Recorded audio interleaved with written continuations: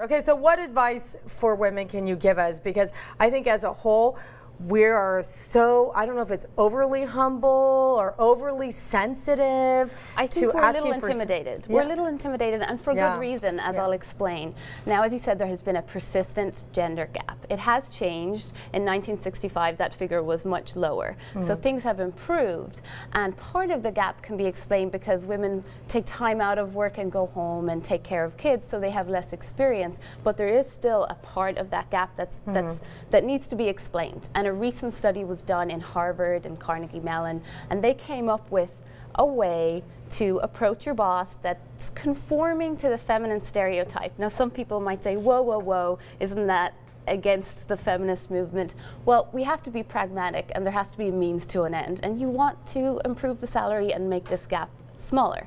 So approach your boss and ask, ask, ask. Don't be intimidated. But you have to nuance that in a way that shows that you still care about the people you work with, you still care about the boss's goals, and because women are seen, part of the study shown that women are seen as confrontational when they do this. They're seen as too aggressive.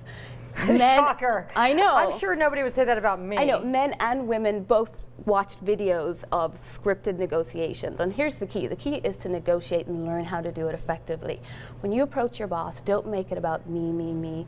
Don't whine. Explain to your boss how this is going to be good for the company, and you can even use the fact that you're negotiating. Because it's all about business for bosses. They might like you. It is what's the bottom line. The bottom line is business. Are you effective? Are you a team player? Are you making the company money? Exactly. So be prepared.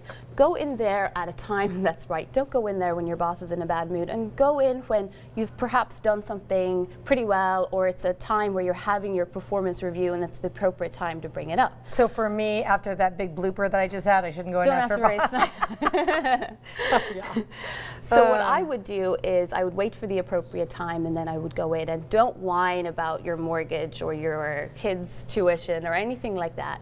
Talk about how your success in the company, and then tie that success to the raise, and then don't explain to your boss how this will be great for you. Explain how it's going to be great for the company. And that way, and also ask what your boss thinks. Say, what do you think about this? What do you think about the fact that I'm asking it? If you put the question back in your boss's position, there's less of a backlash, because that backlash is apparent. We've seen now from the studies that you might get the raise, but you won't be liked afterwards, and you want to make sure that you can continue with your success in the company and that you're going to be liked. I just think that women and men need to know that they need to be prepared, and they need to go in and ask. In this economy, bosses aren't going to come to you and offer you a raise. I know in 2011, Google offered everyone in the company a 10% raise. That's unheard of. You're not going to find many companies doing that. Most people don't work for Google. Right. But you know, I do think we're fighting the stereotypes of women. If they're shrewd businesswomen and if they have strong personalities, you're automatically the nice word. Aggressive. The female dog word, right? I know what you're saying. So, and I think all the viewers know what I'm saying. So, you know, I love that woman who just came out, the CEO of Facebook, right? With her new book, Lean In. Lean In. Lean In, and that is such great advice as well. Right, I mean, women rule the world. And I think we're becoming more and more powerful, especially in the United States. We have a very, very high percentage of women in high business positions, and that's great. But there are still some sectors, and real estate, insurance, finance, where women are making significantly less as opposed to their male counterparts for the same job, putting in the same amount of hours. So this is something that we need to bear in mind, but we do need to come at it with a softer, more feminine approach, and that way we'll be more effective in the workplace. Yeah, I will say, because there was a stigma back when I, early in as a woman, that women felt like in order to get the respect from men, you could see it in police officers, right, female police officers or whatever, that they had to be extra tough, extra hard, extra like they lost their feminine side. They're becoming their manly. softness. But one of our greatest gifts as females is to be feminine, to be soft. But you can be strong and still be feminine. And still I'm still trying to balance that personally, but and still act like you're not going to push everyone out of their way. You still care about everybody you work with, whether they're above you or below you. But it's important to start early in your career. The studies showing that you're losing between $1 and $1.5 million over the course of your career if you don't start negotiating right out of college.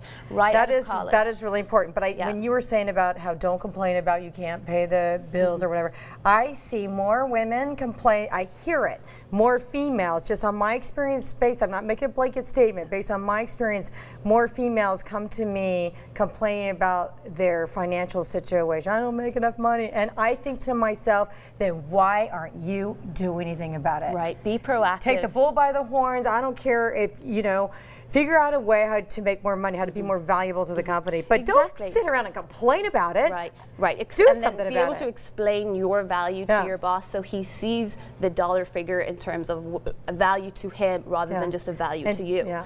Something interesting, and I think this is great, they've introduced a program for Girl Scouts, a new badge called Win-Win. It's a series of 10 negotiations, so now young girls are actually learning how to negotiate. And I think that's great. When they get it out of high school and into college, that's going to be invaluable for obtaining internships, even unpaid jobs is going to be invaluable for young girls. But it's important that we remember to do our homework beforehand. There's various websites out there, Glassdoor, salary.com, vault.com, so you can go on and actually see which salary is appropriate for your job and for your level. So you're going in there, you have all of the information.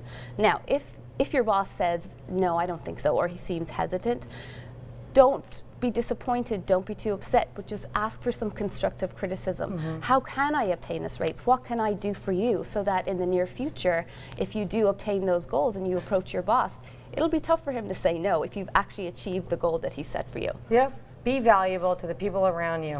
Show you're worth your weight in gold. And I would take heed, because certain people will obtain another job offer from another company as a way to obtaining a raise. And I'll tell you that I did that myself and it was successful. But it works in relationships too. Yes. I might have used that when I was younger. Oh yeah, I remember that trick also. Well, this person finds value in me, so because I see value in myself, I think I need to be over here. But wait a minute. Exactly, and then all of a sudden they want you. But be valuable, treat yourself valuably, respect yourself. And set goals for yourself. And even beforehand, you could prepare a little presentation of everything you've achieved over the past year and go in and present that to your boss. You just have to give him a reason. You better not have puffery, and you do not, over-exaggerate the narrative there. Because because if he goes back and does research and you're not telling the truth, or you've inflated the story. Real achievements. Yes. Real.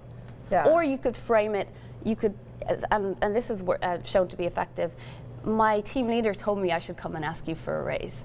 Saying that you have support from somebody else can actually be effective too, because it can look like you were encouraged. But could it also work the other way, that you don't have the backbone you don't believe in yourself enough to do this on your own? Well, couple it with the other tips that I've given you. Bring all of your achievements in, be ready to present it, don't make it all me, me, me, and if you have the support of somebody else on your team, by all means say that. Everything helps.